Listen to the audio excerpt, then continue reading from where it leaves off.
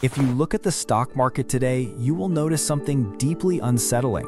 Nvidia is completely obliterating Apple, growing at rates exceeding 70%, while Apple seems stuck in a weird kind of stagnation. Most people will tell you this is simply because Nvidia makes the absolute best artificial intelligence chips in the world, and Apple primarily makes phones.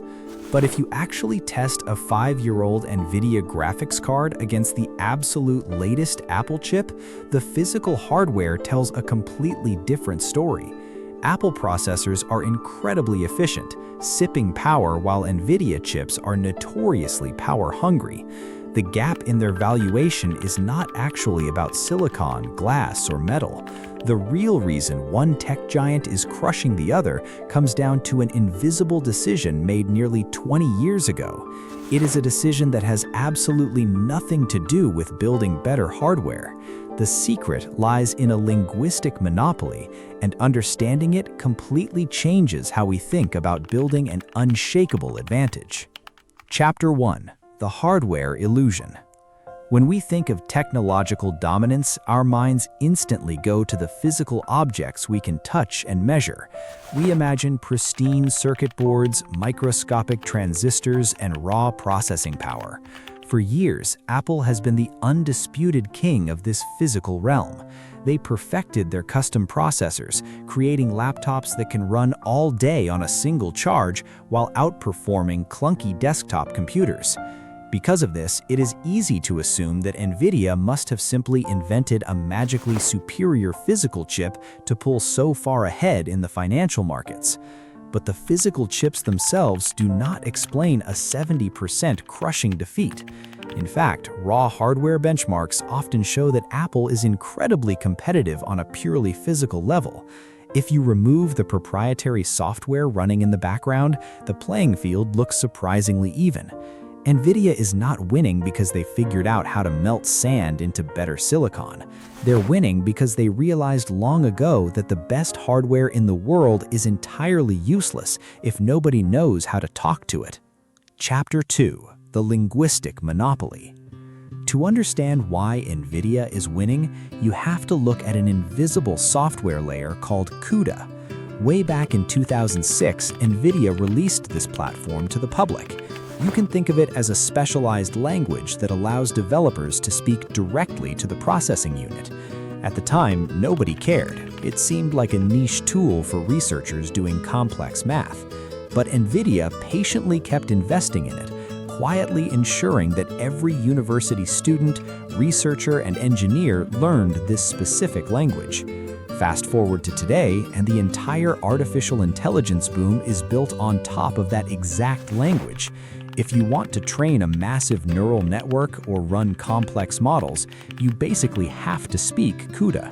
Nvidia essentially created the English language of artificial intelligence. By the time the revolution arrived, every single developer was already fluent in the Nvidia dialect. You could theoretically build a better physical computer chip tomorrow, but if it does not speak the language everyone already knows, nobody will buy it. This brings us to a fascinating paradox regarding Apple. Apple is famous for its completely closed ecosystem. They control the phone, the operating system, and the processors inside. This strategy made them the most valuable company for over a decade because it created a seamless experience for everyday consumers. But that exact same strategy is now working against them in the current technological race. Apple focused entirely on making sure their hardware communicated perfectly with their own software, effectively ignoring the broader developer community outside their walled garden. While Apple was busy perfecting the consumer experience, Nvidia was busy giving away their development tools for free to anyone who wanted to experiment.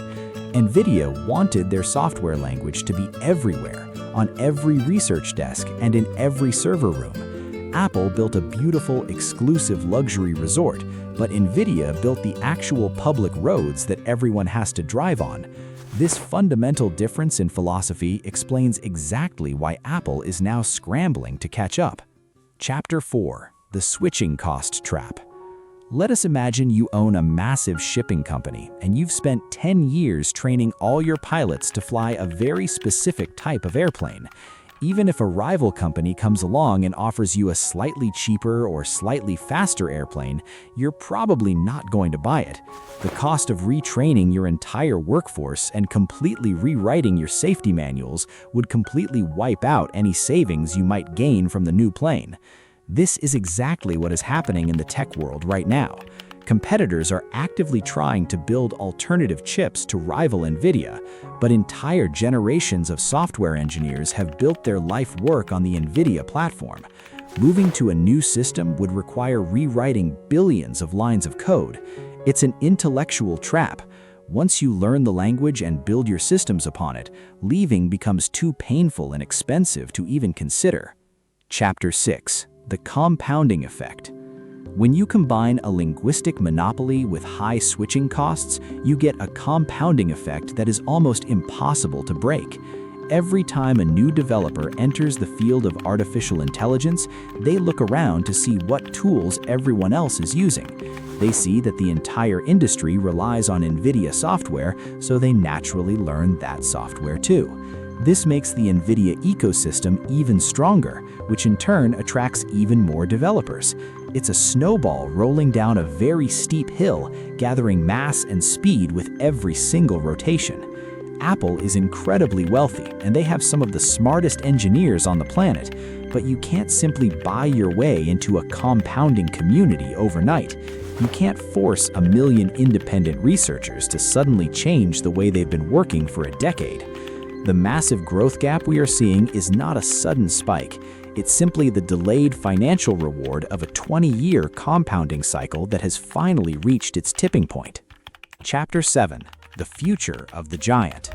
So what does this mean for the future of these two massive companies? Apple is certainly not going to disappear. They will continue to sell millions of phones, laptops, and watches, maintaining their secure position as a premium consumer lifestyle brand. But the frontier of technology has fundamentally shifted away from consumer hardware and towards massive invisible computing networks. Unless Apple decides to radically open up their ecosystem and somehow convince the world to adopt a completely new software standard, they will likely remain trapped in their own beautiful walled garden. Meanwhile, Nvidia will continue to extract an enormous tax on the entire artificial intelligence industry. They are not just selling a product anymore, they're selling the fundamental infrastructure of the future. The lesson here is incredibly profound. Whether you're building a business, studying a new field, or planning your career, the greatest advantages do not always come from building a better tool. They come from becoming the universal language that everyone else is forced to speak.